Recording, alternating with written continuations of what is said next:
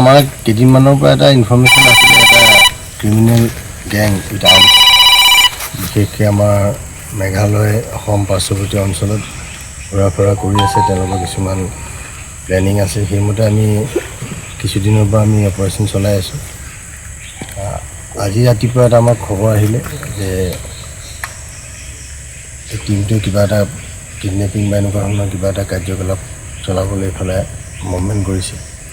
এইটোৰ ওপৰত বেছ কৰি এটা কৰ্ডিনেটেড নাকা কেইবাটাও ঠাইত আমি প্লে কৰিলোঁ। সেই অঞ্চলত কৰিছোঁ আৰু তেনেকৈ আপোনালোকে দেখিব দুধনৈ এই অঞ্চলবিলাকতো কৰা হৈছে। আৰু এইকেইখন এখন গাড়ীত তেওঁলোকে এইফালে মুভ কৰিছিলে।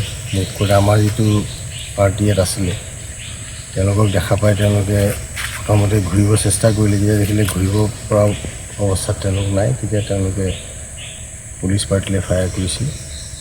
আৰু আমাৰ পাৰ্টিৰ ৰিটালিয়েশ্যন ইন চেল্ফ ডিফেন্স আমাৰ ফালৰ পৰা ফায়াৰ হ'ল।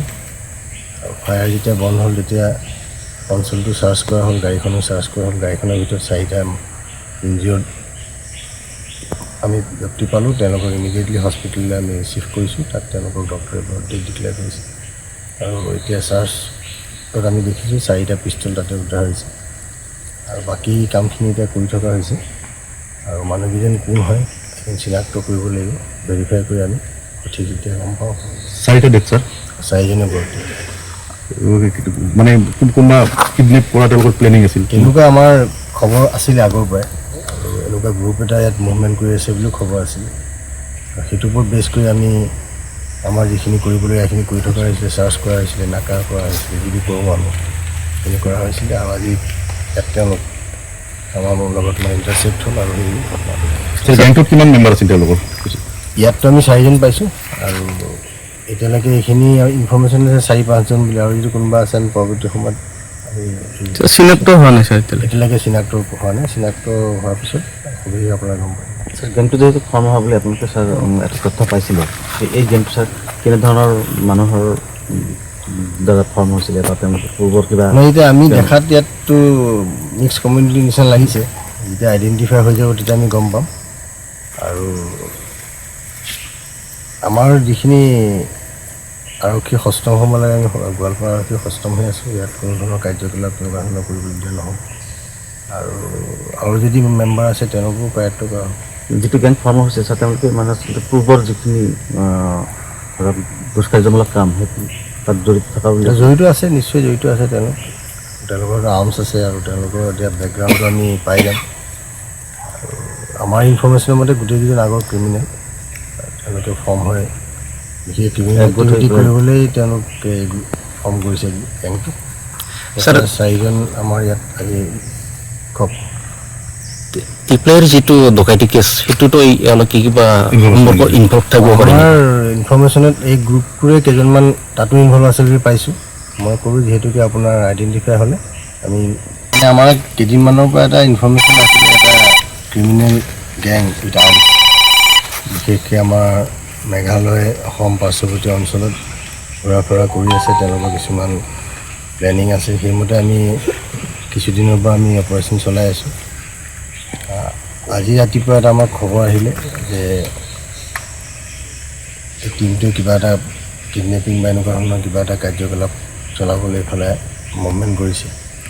এইটোৰ ওপৰত বেছ কৰি এটা কৰ্ডিনেটেড নাকা কেইবাটাও ঠাইত আমি প্লে কৰিলোঁ। সেই অঞ্চলত কৰিছোঁ। আৰু তেনেকৈ আপোনালোকে দেখিব দুধনৈ এই অঞ্চলবিলাকতো কৰা হৈছে। আৰু এইকেইখন এখন গাড়ীত তেওঁলোকে এইফালে মুভ কৰিছিলে। মুভ কৰি আমাৰ যিটো পাৰ্টি ইয়াত আছিলে তেওঁলোকক দেখা পাই তেওঁলোকে প্ৰথমতে ঘূৰিব চেষ্টা কৰিলে। যেতিয়া দেখিলে ঘূৰিব পৰা অৱস্থাত তেওঁলোক নাই, তেতিয়া তেওঁলোকে পুলিচ পাৰ্টিলৈ ফায়াৰ কৰিছিল। আৰু আমাৰ পাৰ্টিৰ ৰিটালিয়েশ্যন ইন চেল্ফ ডিফেন্স আমাৰ ফালৰ পৰা ফায়াৰ হ'ল। আৰু ফায়াৰ যেতিয়া বন্ধ হ'ল তেতিয়া অঞ্চলটো চাৰ্চ কৰা হ'ল, গাড়ীখনো চাৰ্চ কৰা হ'ল। গাড়ীখনৰ ভিতৰত 4টা ইনজিয়ৰ্ড আমি ব্যক্তি পালোঁ। তেওঁলোকক ইমিডিয়েটলি হস্পিটেললৈ আমি ৰিচিভ কৰিছোঁ। তাত তেওঁলোকক ডক্টৰে বাৰ্থডে ডিক্লেয়াৰ কৰিছে। আৰু এতিয়া চাৰ্চত আমি দেখিছোঁ 4টা পিষ্টল তাতে উদ্ধাৰ হৈছে। আৰু বাকী কামখিনি এতিয়া কৰি থকা হৈছে। আৰু মানুহকেইজন কোন হয় সেইখিনি চিনাক্ত কৰিব লাগিব, ভেৰিফাই কৰি আমি সঠিক এতিয়া গম পাওঁ। 4টা ডেথ ছাৰ, 4জনে বাৰ্থডে। মানে কোনোবা কিডনেপ কৰা তেওঁলোকৰ প্লেনিং আছিল? তেনেকুৱা আমাৰ খবৰ আছিলে আগৰ পৰাই, আৰু এনেকুৱা গ্ৰুপ এটা ইয়াত মুভমেণ্ট কৰি আছে বুলিও খবৰ আছিলে। সেইটোৰ ওপৰত বেছ কৰি আমি আমাৰ যিখিনি কৰিবলৈ সেইখিনি কৰি থকা হৈছিলে, চাৰ্চ কৰা হৈছিলে, নাকা কৰা হৈছিলে, যিটো কৰোঁ আমি সেইখিনি কৰা হৈছিলে। আৰু আজি ইয়াত তেওঁলোক আমাৰ লগত মানে ইণ্টাৰচেপ্ট হ'ল আৰু সেই গেংটোত কিমান মেম্বাৰ আছিল তেওঁলোকৰ? ইয়াততো আমি 4জন পাইছোঁ, আৰু এতিয়ালৈকে এইখিনি ইনফৰ্মেশ্যন আছে 4-5জন বুলি, আৰু যদি কোনোবা আছে আমি পৰৱৰ্তী সময়ত আমি চিনাক্ত হোৱা নাই ছাৰ এতিয়ালৈকে? এতিয়ালৈকে চিনাক্ত হোৱা নাই। চিনাক্ত হোৱাৰ পিছত সুবিধা আপোনাৰ গম পাম। ছাৰ গেমটো যিহেতু ফৰ্ম হোৱা বুলি আপোনালোকে ছাৰ এটা তথ্য পাইছিলোঁ, এই গেমটো ছাৰ কেনেধৰণৰ মানুহৰ দ্বাৰা ফৰ্ম হৈছিলে বা তেওঁলোকে পূৰ্বৰ কিবা? মানে এতিয়া আমি দেখাত ইয়াততো মিক্স কমিউনিটি নিচিনা লাগিছে। যেতিয়া আইডেণ্টিফাই হৈ যাব তেতিয়া আমি গম পাম। আৰু আমাৰ যিখিনি আৰক্ষী সষ্টম হ'ব লাগে, আমি গোৱালপাৰা আৰক্ষী সষ্টম হৈ আছোঁ। ইয়াত কোনো ধৰণৰ কাৰ্যকলাপ তেনেকুৱা ধৰণৰ কৰিবলৈ দিয়া নহ'ব। আৰু যদি মেম্বাৰ আছে তেওঁলোকো কায়ত্ব কৰা হ'ব। যিটো গেং ফৰ্ম হৈছে ছাৰ, তেওঁলোকে মানে পূৰ্বৰ যিখিনি ধৰক দুষ্কাৰ্যমূলক কাম সেইটো তাত জড়িত থকা বুলি? জড়িত আছে, নিশ্চয় জড়িত আছে। তেওঁলোকৰ আৰ্মছ আছে, আৰু তেওঁলোকৰ এতিয়া বেকগ্ৰাউণ্ডটো আমি পাই যাম। আৰু আমাৰ ইনফৰ্মেশ্যনৰ মতে গোটেইকেইজন আগৰ ক্ৰিমিনেল, তেওঁলোকে ফৰ্ম হয় বিশেষ ক্ৰিমিনেল এক্টিভিটি কৰিবলৈ তেওঁলোকে ফৰ্ম কৰিছে গেংটো। 4জন আমাৰ ইয়াত আজি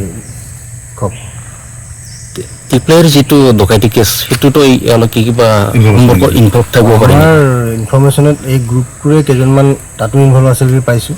মই ক'লোঁ যিহেতুকে আপোনাৰ আইডেণ্টিফাই হ'লে আমি যিকোনো খবৰৰ বাবে যোগাযোগ কৰক 7099017330 লগতে 7099017110 নম্বৰত।